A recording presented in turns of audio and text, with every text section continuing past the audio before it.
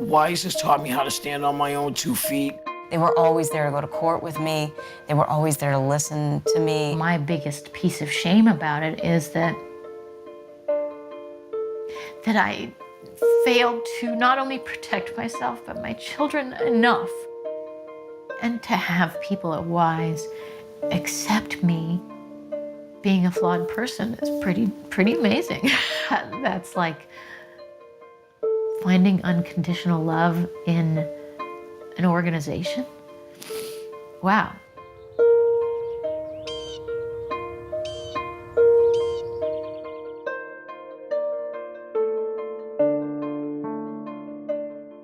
I initially came into contact with Wise when I was in my early 30s. I was out for a walk with my young children, and a car came up, and a man got out with a tire iron and forced us in his car. My 2 girls had to watch while their mother was sexually assaulted. I think of my life in terms of before being assaulted and after being assaulted, because I feel like I'm a different person. It probably took me a solid year or 2 years to feel safe, and I mean anywhere, like in the store, in my car, in my home. That was what brought me to Wise, is that initial not being able to get through the day because I was terrified. With victims of sexual assault, our role is to be supportive every step of the way. If they decide that they want to go to law enforcement, we're going to be with them. If they decide that's not what they want to do, we're going to be with them. It was the first time somebody told me that they believed in me and that I deserved to be heard by the court and the judicial system, and that if I wanted to use my name and go forward, that they would support me 100%. I don't even know if I really could have gone to court by myself. It was terribly traumatizing. I couldn't have made it through that time without the support at Wise. Well, both Saturday and Sunday were very busy. Yeah. I've been working on the crisis line for a little over 3 years now.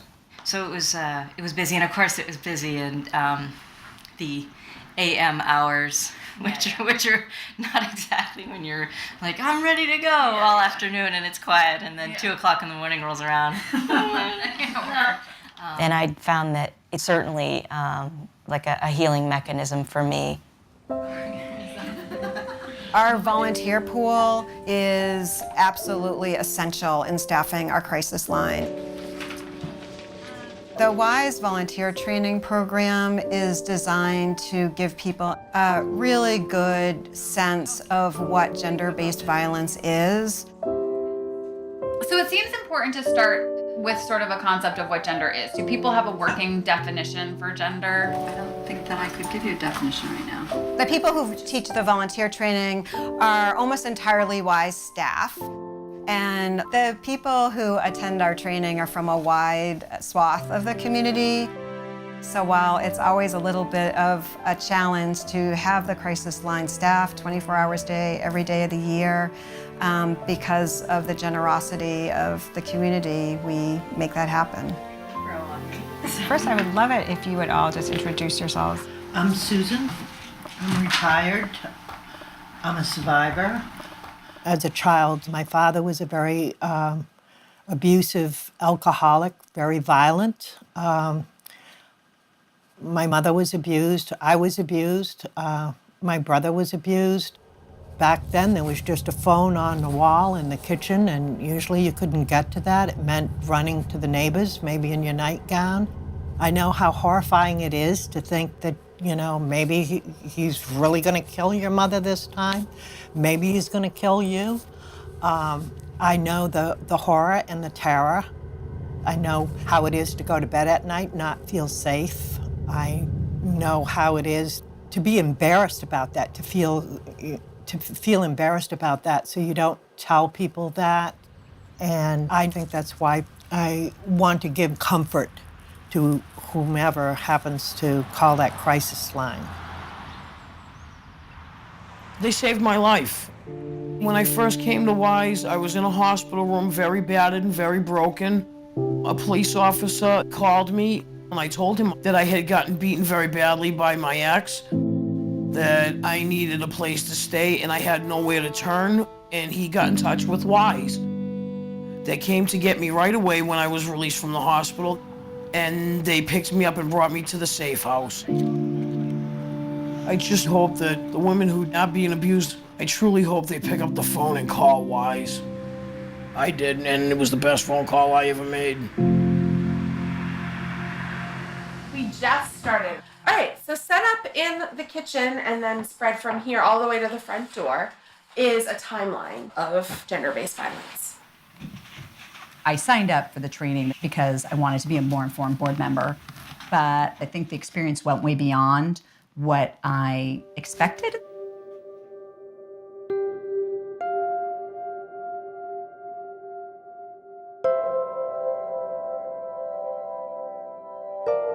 It was a very comprehensive training over the 10 weeks. It covered everything from identifying domestic and sexual abuse situations, gender discrimination, the whole wheel of how an abusive situation can start from very minimal and escalate to actually a very dangerous situation that could result in death. I have a question. Can it be completely emotional?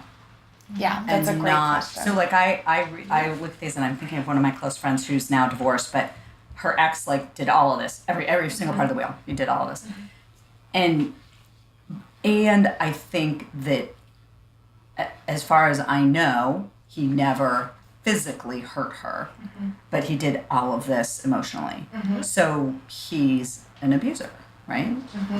Yeah, that's wild. I was just blown away. So there's like real life pieces of the training that have come out from that have impacted my life in ways that I could not have envisioned. I did bring poems to share if you want to hear them. Yeah. Her poetry was very profound. I think we all appreciated the fact that a survivor came to speak. I came home one day from a horse show, which was a real treat and unusual for me to get to go and spend the day. And we had a couple of kids, and they were pretty young, like 4 and 6. And he was ashen when I arrived and basically confessed that he'd threatened to kill the kids and himself, and that he'd told them that he was going to kill them, kill me, and then himself. I just was so grateful to her for coming to class because she has to go to a place that is so vulnerable. And she did that with so much grace. And strength. The opportunity to tell my story at trainings, that's been so great.